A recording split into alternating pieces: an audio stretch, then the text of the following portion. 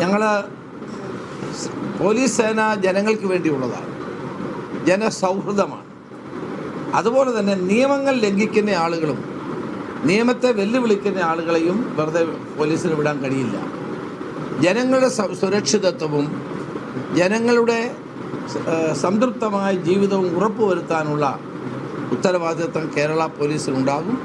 അത് 100% അത് നടപ്പാക്കാനുള്ള തീരുമാനം തന്നെയാണ് ഉള്ളത്. കുട്ടികളും സ്ത്രീകൾക്കുമെതിരായി ഉയർന്നു വരുന്ന അതിക്രമങ്ങൾ അത് ഗൗരവത്തോടെ തന്നെ കാണും. പല ജോലി സ്ഥലങ്ങളിലും അല്ലാതുള്ള സ്ഥലങ്ങളിലും സ്ത്രീകൾക്കെതിരെയുള്ള അക്രമങ്ങൾ വർദ്ധിച്ചു വരുന്നുണ്ട്, കുട്ടികൾക്കെതിരായിട്ടുള്ള അക്രമങ്ങൾ വർദ്ധിച്ചു വരുന്നുണ്ട്. അതിനെ ഗൗരവപൂർവ്വം വീക്ഷിച്ചുകൊണ്ട് ശക്തമായ നടപടികൾ സ്വീകരിക്കാനും അതിൻ്റെ ലോജിക്കൽ കൺക്ലൂഷൻ എന്ന നിലയിൽ അത് കൺവിക്ഷനിലേക്ക് എത്തിക്കാനുമുള്ള സത്വര നടപടികളായിരിക്കും പോലീസ് സ്വീകരിച്ചുകൊണ്ടിരിക്കുന്നത്. അത് കൂടുതൽ ശക്തിപ്പെടുത്താനും തീരുമാനിച്ചിട്ടുണ്ട്. അതുപോലെ തന്നെ ഞങ്ങൾ പ്രധാനമായും ജനമൈത്രി പോലീസ് ശക്തിപ്പെടുത്താനും സ്റ്റുഡൻറ്റ് പോലീസ് കേഡറ്റിന് കൂടുതൽ പ്രാധാന്യം കൊടുക്കാനും ഇന്നത്തെ യോഗം തീരുമാനിച്ചിട്ടുണ്ട്. അത്തരം ജനമൈത്രി പോലീസിലൂടെ ജനങ്ങളുടെ സഹകരണത്തോടെ കുറ്റകൃത്യങ്ങൾ കുറച്ചുകൊണ്ട് വരാനും അതുപോലെ തന്നെ പുതിയ തലമുറയെ ഈ കുറ്റകൃത്യങ്ങളിൽ നിന്ന് പിന്തിരിപ്പിക്കാനുമുള്ള നടപടികൾ സ്വീകരിക്കാനുള്ള ലക്ഷ്യത്തോടെയാണ് ഇത് ഉദ്ദേശിക്കുന്നത്. ട്രാഫിക് അപകടങ്ങൾ കേരളത്തിൽ വർദ്ധിച്ചു വരുന്ന ഒരു കാര്യമാണ്. ആ ട്രാഫിക് അപകടങ്ങൾ കുറച്ചുകൊണ്ട് വരാൻ പുതിയ ആപ്പുകളും പുതിയ IT സംവിധാനങ്ങൾ ഉപയോഗിച്ചുകൊണ്ടുള്ള സംവിധാനങ്ങൾ ഏർപ്പെടുത്താൻ തീരുമാനിച്ചിട്ടുണ്ട്. അതിൻ്റെ വിശദാംശങ്ങൾ പിന്നീട് ഞങ്ങൾ പുറത്തുവിടുന്നതാണ്. കേരളത്തിൽ വർദ്ധിച്ചു വരുന്ന റോഡ് അപകടങ്ങൾ കുറയ്ക്കാനും ജനങ്ങളുടെ സുരക്ഷിത റോഡുകൾ ഉറപ്പുവരുത്താനും വേണ്ടി വന്നാൽ PWDയുമായി കൂടി സംസാരിച്ച് ഈ കാര്യത്തിൽ റോഡ് അപകടങ്ങൾ കുറയ്ക്കാനുള്ള ശക്തമായ നടപടികൾ സ്വീകരിക്കുന്നുണ്ട്. അതോടൊപ്പം തന്നെ പോലീസ് ട്രെയിനിങ് അതൊരു പ്രധാനപ്പെട്ട കാര്യം ചർച്ച ചെയ്തത്.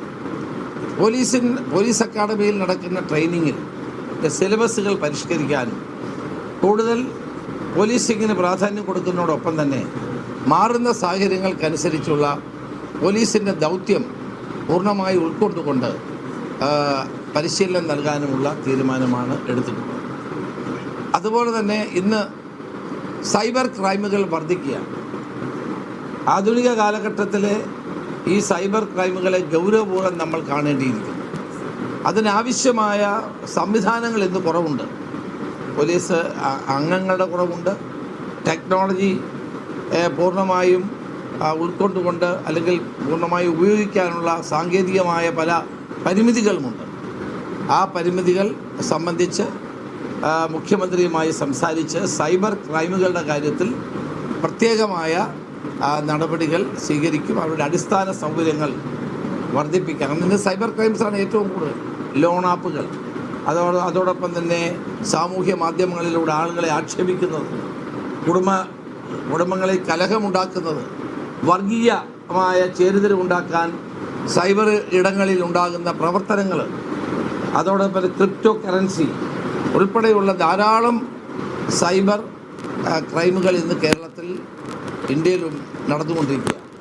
കേരള പോലീസ് അതിനെ ഗൗരവമായി എടുത്തുകൊണ്ട് സൈബർ ക്രൈംസുകൾ തടയാൻ ഉള്ള നടപടികൾ ചെയ്യുക. പ്രത്യേകിച്ച് സോഷ്യൽ മീഡിയയിലൂടെ ആളുകളെ ആക്ഷേപിക്കുന്ന പ്രവർത്തനം, അപമാനിക്കുന്ന പ്രവർത്തനം വർദ്ധിച്ചു വരുന്ന ഒരു പ്രവണതയാണ്.